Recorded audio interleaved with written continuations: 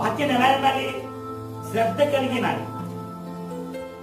ఈ మధ్య ఒక దైవజనుడు చనిపోయాడు. ఆయన పేరు జోసఫ్ గారు చనిపోయారు. పొట్టిగా ఉంటాడు, బహుశా 3 అడుగులు ఉంటాడు. ఆయన చనిపోయారు. ఆయన ఉన్నప్పుడల్లా మెసేజ్ చెప్తుంటే కన్నా వాక్యం తక్కువ ఉంటుంది, ఎక్కువ కామెడీ చేసి నవ్విస్తుంటాడు. ఆయన బ్రతుకుండి వాక్యం చెప్తున్నప్పుడు ఎంతమంది దూషించిందో వెనకాలం ఉంటుందని ఒకలాంటి రకరకాలైనటువంటి విధంగా మాట్లాడతారు. చనిపోయిన తర్వాత ఏమన్నా వీడియో చూడండి,